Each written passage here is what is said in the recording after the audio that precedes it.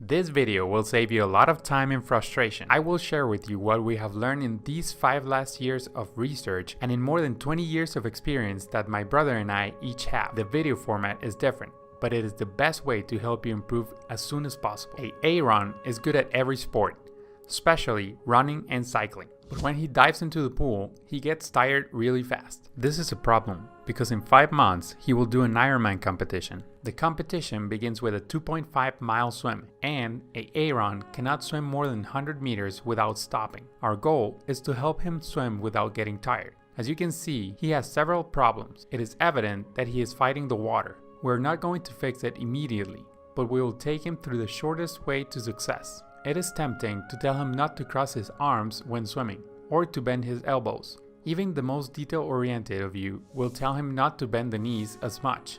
But that won't help. We have to start with the solutions to the biggest problems that will benefit him the most in the least amount of time. First thing we have to do is to tell a Aaron to push himself off the wall.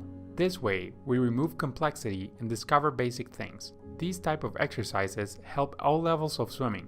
So don't feel that if you're more advanced than a Aaron, this won't help. As you can see, he does not have a good sense of horizontal balance.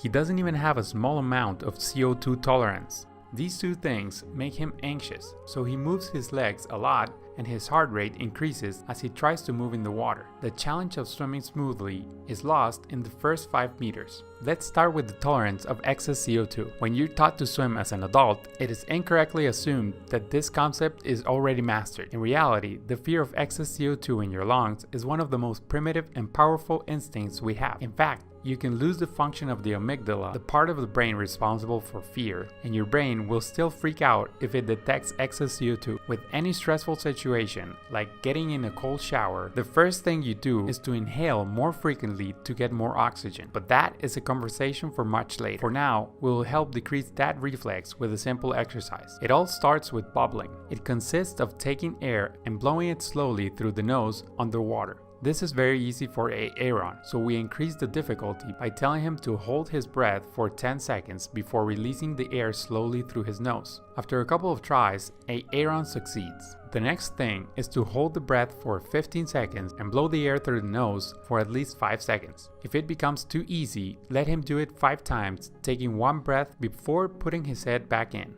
After this exercise, a Aaron feels calmer in the water. We go back to pushing from the wall as far as he can. We see that he still doesn't have a horizontal balance, but at least he holds his head underwater longer.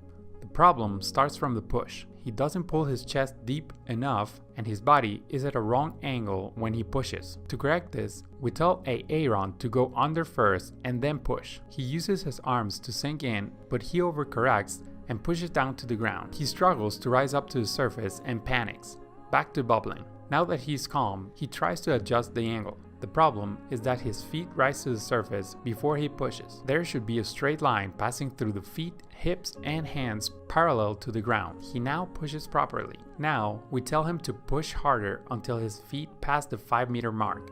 It may seem like a silly exercise to some degree, but he's learning a lot more than Denise. Denise has been trying to get her feet up for several hours because they sink too much. She believes that by kicking faster and harder, she will be able to lift her legs. She saw a video on YouTube where she was advised to squeeze her glutes, but that advice isn't working either. Denise gives up, determined to leave a very negative comment on the YouTube video. Meanwhile, Aaron discovers that it is easier to go far if he tightens his core muscles. He manages to pass with his feet the flag that marks the 5 meters and unlocks his first challenge. Now Aaron is level 13 on the Skills and Tea table. He is excited and wants to keep learning, but the best thing for now is to come back the next day.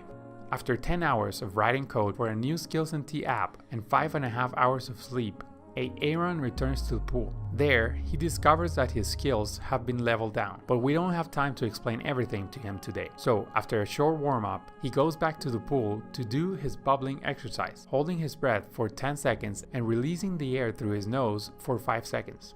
Then, he does 3 pushes from the wall until his feet pass the flags. Now, it is time to swim.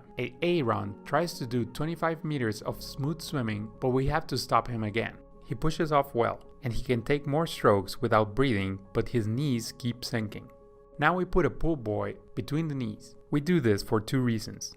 to get his knees up and to stop him from moving his legs too much. Although we already told Aaron to not move his legs as much, and he understood, his body wants to keep moving them instinctively. So, with the pool boy between the knees, he is creating the muscle memory to tell his body that he can swim without having to move his legs. He does 425s that way. He leaves the pool boy and tries to swim without moving his legs as much. A little better at first, but he quickly gets back to the same thing. Obviously, muscle memory is not created that quickly. Now we take the exercise to the next level of difficulty. The pool boy between the feet. This helps him tighten his feet, but he cannot keep it in place. He tries it several times until he succeeds. As you can see, Aaron doesn't give up without a good fight. He tries to swim freestyle again, but it is now worse than before. His feet are not coordinated and he can't keep them close to the surface of the water. So we take him back to the wall and tell him to push and just do 3 strokes without breathing. This time he keeps his legs high in the water, but he doesn't understand why. The reason is simple. The same thing happens on a bicycle. When you go faster, it is easier to keep your balance. Since Aaron has enough speed when he pushes off the wall, he manages to keep the balance for a few seconds. He takes the opportunity to take 3 strokes without breathing. He gets excited and wants to swim the whole length of the pool, but as soon as he takes a breath, his technique goes back to where we started. So we tell him to do 5, 6, and up to 7 strokes without breathing after the push. This begins to give him the feeling of moving through the water in a good position. The next thing is to teach him the correct breathing technique. 88% of the body weight in freestyle is underwater at all times. Keeping that 12% of your body weight above while keeping the rest of your body close to the surface is quite difficult. With the whole head out, the percentage increases from 12 to 16% approximately, which means that it is 35% more difficult to swim breathing with the whole head out than with only half of the head out. If you don't believe me, you can try the exercise called Tarzan and see for yourself. Aaron's problem is that in his mind, he has the image of elite swimmers swimming above the surface. It is true that they get to a speed that allows them to be more above the surface, but even they have most of their body underwater. For an Ironman long distance swim, it is not the speed or the technique that we want to achieve. It is best to find the most efficient way to swim through the water and not above it. To correct Aaron's breathing, we tell him to keep half of his face in the water when he breathes. But there is a gap between the words he understands and what his body is used to doing. And if you give the body a choice, it will always do what is familiar. The next challenge to improve breathing technique is to do 25 meters side kick. And when breathing, take only part of the face out. The problem now is not the horizontal balance, but to keep balance on the side of the body. It's not easy either to stay close to the surface while on your side. We will first have to correct the kick before we can correct the breath. Skilla has a great kick. If you look closely at what Skilla does, we can see that the knees bend a little. The kick starts at the hips and the movement goes through the leg all the way to the toes like a whip. Then the whole leg goes up extended, while one leg goes down, the other goes up. That was way too much information for Aaron to apply in the pool. For now, the best thing is to stretch a little and have enough time for breakfast. We're working on what we think is the best mobile app for swimmers, but it is a secret and is not ready to be used yet. Would you like to be one of the first users to try it? Subscribe here if you don't want to miss the next video, or click here if it's already available. See you there. Swim fast.